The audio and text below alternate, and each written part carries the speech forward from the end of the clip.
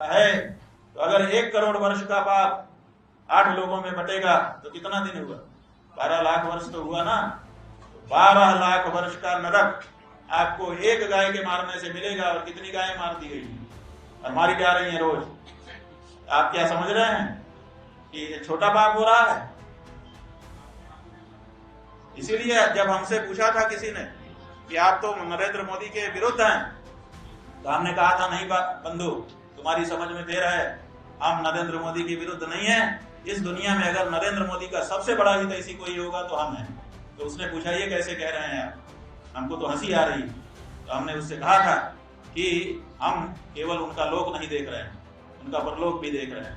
हिंदू धर्म में ये नियम है कि जो भी मरेगा उसको यमराज के सामने जाके खड़ा होना पड़ता है और वहां पर उसके पाप पुण्य का निर्णय होता है। तो नरेंद्र मोदी भी तो कभी हिंदू होने के नाते मरेंगे और मरने के बाद यमराज के सामने जाएंगे और उनके भी पाप पुण्य का हिसाब होगा। और जो गौ हत्या के बारे में उनके द्वारा जो सहमति व्यक्त की गई है, जो कुछ भी किया जा रहा है, ताकत होने पर भी गौ हत्या नहीं रोकी जा रही है, तो उसका फल उनको नहीं भोगना पड़ेगा। जब करोड़ों वर्ष के लिए नरक में वो जाएंगे उसकी चिंता किसको है बताओ?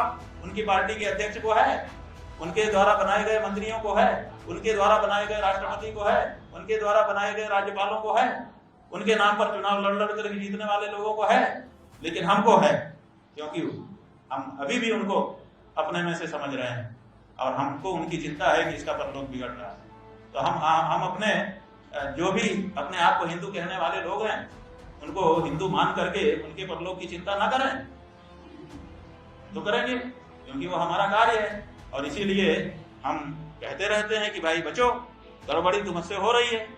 और जो मतदाता हैं उनको भी पाप लग रहा है, उनका भी परलोक बिगड़ रहा है। तो ये बात बताना तो हमारा धर्म है ना। तो अब जब हम धर्म करने आए तो कुछ लोग आप लोगों में से न समझने के कारण पूछते हैं कि आप राजनीति करने क्यों आ गए? अरे भैया, हम राजनीति नहीं कर रहे हैं, हम तो अपना धर्म का कार्य कर रहे हैं। इस वोट को देने से तुम्हारा परलोक बिगड़ेगा, ये बता रहे हैं। इतना बताना क्या हमारा काम नहीं है? देखिए, नॉमिनेशन तो हो रहा है। शनिवार को पहला नॉमिनेशन था। पूरे प्रदेश में 4 नॉमिनेशन आए, जिसमें से 2 नॉमिनेशन एक ही व्यक्ति के थे। इसका मतलब कुल 3 नॉमिनेशन हुए। उनमें से एक हमारे गौ भक्त का था, गौ प्रत्याशी का था। आज बहुत सारे लोग नॉमिनेशन कर रहे हैं। आज तो बहुत सारे लोग हमारे करेंगे। अब तक कितने लोगों ने नॉमिनेशन कर दिया? अभी हम नहीं जानते हैं, हम तो शनिवार का बता रहे हैं। आज का डाटा अभी हमने लिया ही नहीं है, शाम को लेंगे। अभी कैसे बता? स्वामी जी, ये जड़ जो है गौ माता को प्रदेश में क्या करना है? तो केंद्रीय कानून बनाने के लिए तो केंद्रीय वाले में जाइए।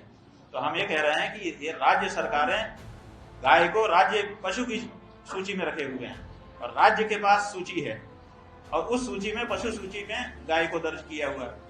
अब पाठ्य पुस्तकों में ये पढ़ाया जा रहा है काऊ इज एन एनिमल, गाय एक पशु है। तो जब गाय पशु है तो पशु जैसा उसके साथ व्यवहार होगा। हमारे यहाँ कभी गाय बेची खरीदी जाती थी? शास्त्र में बेचने खरीदने का निषेध है। जब से पशु हो गई तब से खरीद बेच इसकी हो रही है, गाय नहीं बेच। इसीलिए हमारे यहाँ हर मौके पे गौदान होता था कि किसी को गाय की जरूरत हो तो जहाँ गौदान हो रहा है वहां जाके खड़ा हो जाए कि हमें दे दीजिए। तो गौदान से गाय का विनिमय होता था, इधर से उधर घर बदलती थी, बेची खरीदी नहीं जाती थी कभी गाय। तो ये जो बेची खरीदी जा रही है ये पशु घोषित करने के कारण, और इसीलिए हमारा आंदोलन जो है वो कहता है कि गाय को पशु सूची से हटा करके माँ के रूप में उसको दर्ज किया जाए। इसीलिए हम राष्ट्रमाता या राज्य माता की मांग कर रहे हैं कि पहले उसको माँ तो कहो, ये मूल बात है। जब माँ कह देंगे तो आप देख लीजिएगा जो घरों से निकाली जा रही है वो नहीं निकाली। जगत गुरु जी, अभी आप बिहार प्रवास में हैं, तो क्या ये आपकी मांग? कोई दूसरे मंत्री साहब से हम मांग चुके और किसी ने पलट करके जवाब नहीं दिया। इसलिए अब उनसे बात करने का समय खत्म हो गया, टाइम ओवर हो गया। अब मतदाता से सीधे बात हो रही है और आगे भी अब मतदाता से बात होगी। किसी नेता से बात नहीं होगी क्योंकि सब नेताओं से बात की जा चुकी। चुनाव होने जा रहा है, इनसे पूछ रहे हैं फिर आपसे। हाँ, 2027 में चुनाव बिहार से इसका चलन देखने के लिए मिलेगा। देखिए, पूरे देश में अभी हमने बताया कि 8 राज्यों में चुनाव बाई इलेक्शन हो रहा है। सब जगह हमारे गौ माता के प्रत्याशी खड़े हो रहे हैं।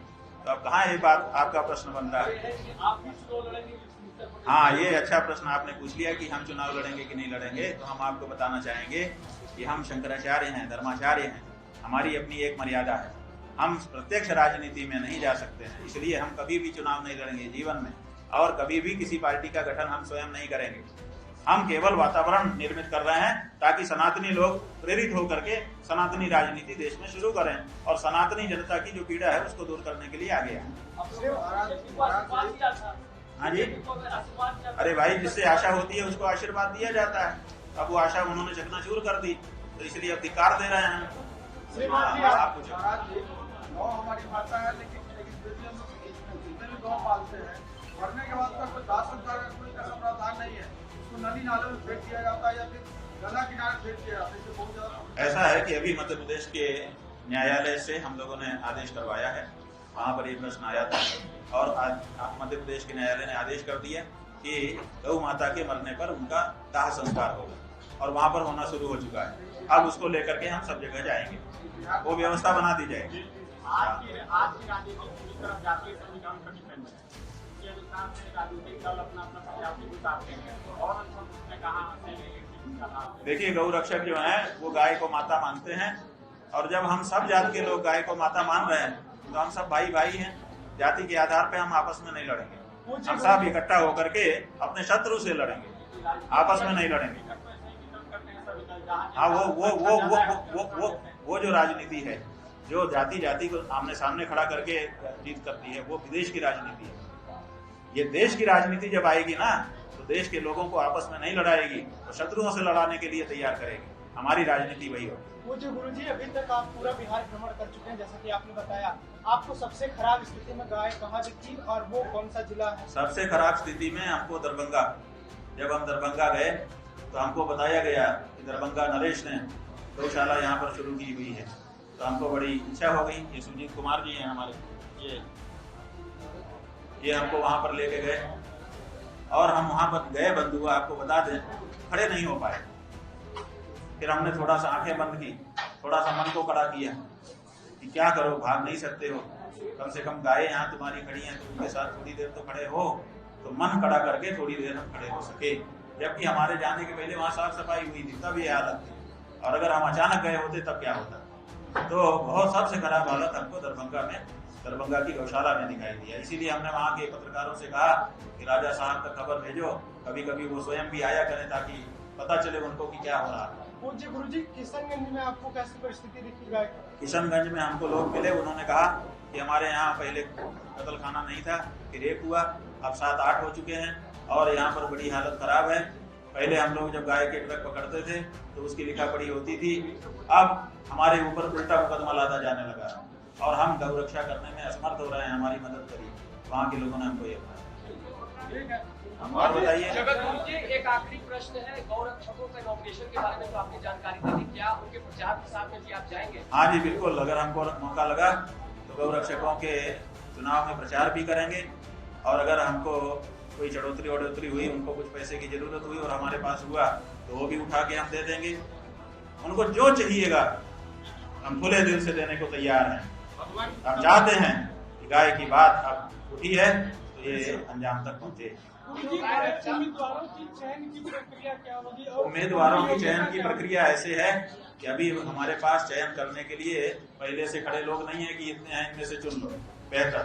अभी हमने एफिडेविट को आधार बनाया है। जैसे भारत का न्यायालय जब कोई आता है तो बिना जाने समझे कहते हैं एफिडेविट दो, एफिडेविट देते हैं तो एफिडेविट को मान करके चल पड़ते हैं।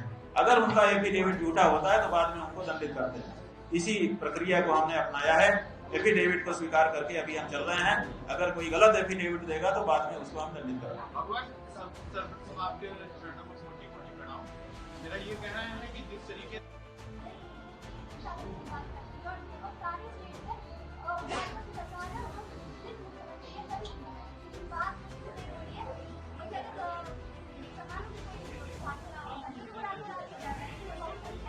यही तो हम बता रहे हैं जी बहन जी।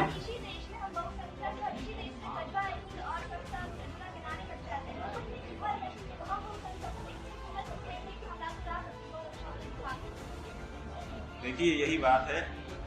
मुसलमानों के लिए 300 योजनाएं जिनमें खुला दिल से पैसा लुटाया जा रहा है, इस समय चल रही है, आपको जानकारी में। मुसलमानों के लिए दिल खुला हुआ है सरकारों का, चाहे ये सरकार चाहे वो सरकार, कोई फर्क नहीं रह गया। लेकिन हम हिंदुओं के लिए अगर कोई बात करे तो तुरंत समस्या आ जाती है। तो हम अपने ही देश में दूसरे नंबर का नागरिक अपने आप को महसूस कर रहे हैं। हालत ये हो चुकी है और इसीलिए अब नए ढंग से खड़े होने की आवश्यकता का अनुभव एक एक जनता के द्वारा किया जाए। आपके पार्टी की तरफ से गौशाला खोलने के लिए कुछ रहेगा सहयोग? हम जो है देश की हर विधानसभा में एक रामाधाम मॉडल के तौर पर पहले खड़ा करना चाह रहे हैं, जिसमें 100 गौ माताएं माता के रूप में सुखपूर्वक रहें। तो आपकी जो भी विधानसभा हो उस विधानसभा के लिए योजना बनाइए, हमसे मिलिए, हम उसमें सहयोग करेंगे।